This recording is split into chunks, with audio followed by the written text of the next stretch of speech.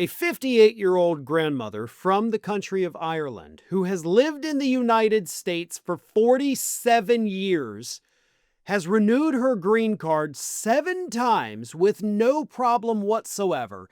She came here totally legally. She cooks meals for homeless people. She's volunteered in disaster areas. She pays her taxes. She's a regular person that seems to have a pretty good heart. Well, her and her husband were coming back from a recent trip to Ireland. And they've done it, countless times over the years. Most of her family still lives over there, so they go over and visit. So they're coming back from Ireland. They arrive in Chicago's O'Hare Airport. And much to their surprise, when they step off the plane, the cops are there waiting for Miss Donna Brown Hughes.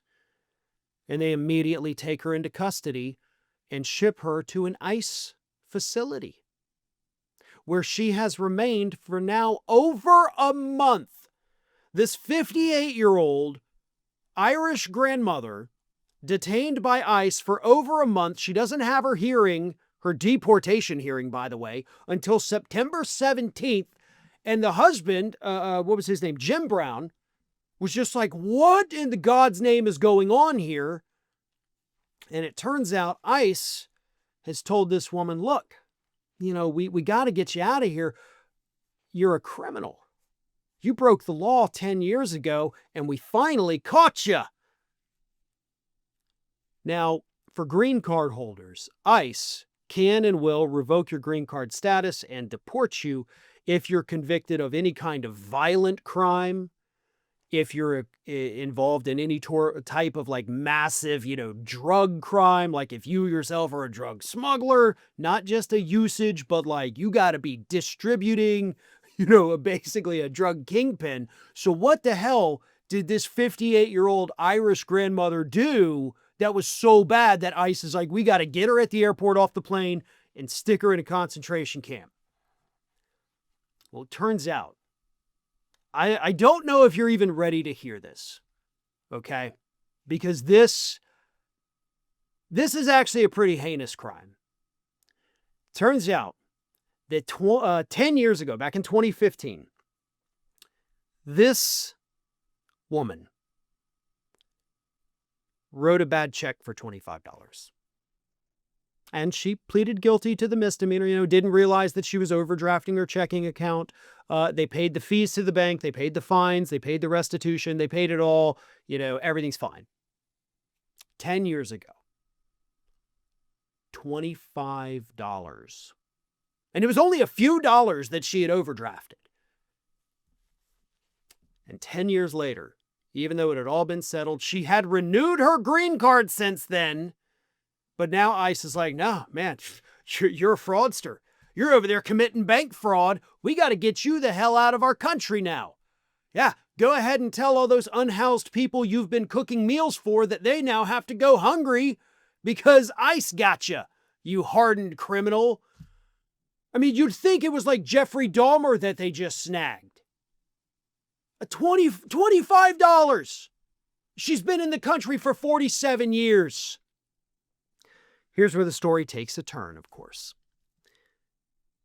This man, Jim Brown, voted for Trump. But he told the Daily Beast that he now 100% regrets his vote. He said he supported deporting criminals, but he doesn't believe in separating families and treating them like vermin. You don't see our story on Fox News because they want you to see all the horrible people they're deporting. But that's just not true. It's crazy that we've come to an America that treats humans like this. It's more than wrong. It's inhumane. Now, I agree with you, and I empathize with you.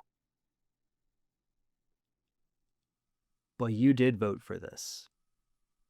I hate to say that. I hate to say it in this particular instance. Because you even admit, you're like, hey, I'm all in favor of deporting the criminals.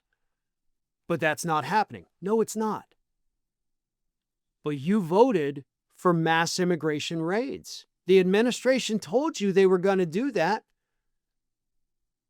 Now, you believed them when they said we were only going after criminals. That's on them. They lied to you. But everybody else was telling you, no, they're not.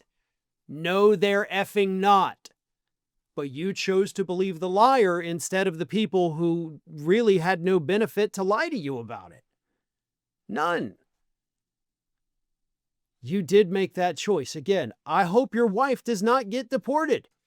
I think a person like that should absolutely stay in the United States. I'm glad you regret your vote. I do hope you learn from your lesson, and do not repeat it in the future.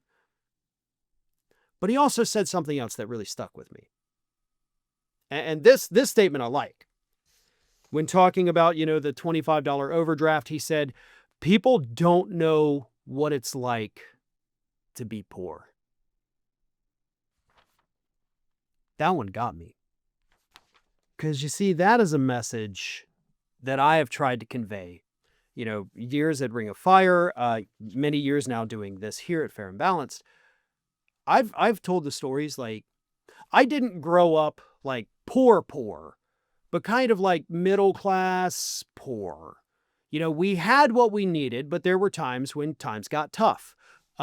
Later in my life, after I went to college, I was dirt poor. My parents went through a ton of financial hardship at the time, with the jobs being scarce. I mean, they did lose their home and they did have to go into bankruptcy.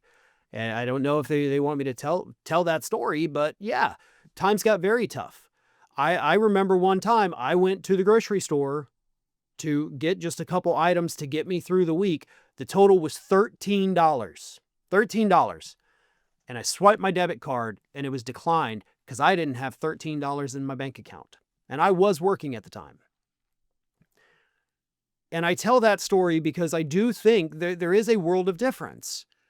You have plenty of people that do not know what it's like to be poor, and they cannot understand it, and they cannot put themselves in that situation. And I do think that affects our ability as presenters and commentators.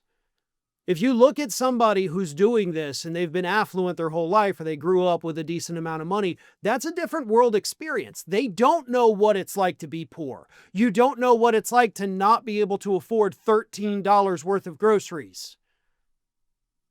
When you've had those experiences, it does shift things. It does change things. You are able to see certain things, usually on the right, like, yeah, I get it. And I live in the South too. That's another world of different experiences. I'm not sitting in a blue bubble of safety doing this. I have MAGA neighbors on either side of me. 5 houses down, there is a house that had massive Trump flags up for years. They only recently moved. And those do create different world experiences. And I think what Mr. Brown was referring to when he said they don't know what it's like to be poor, I think he's talking about the folks at Fox News. I think he's talking about the wealthy elite preaching down to everybody else about we have to do this or we can't do that. We need more people in power that do know what it's like to be poor. Hell, we need people in power that are currently poor. Because that different worldview, that different perspective, that different upbringing gives you a little bit more empathy, gives you a little bit more understanding because you've lived it. And I think that, in a lot of instances, can make all the difference in the world. Thanks for watching, everyone.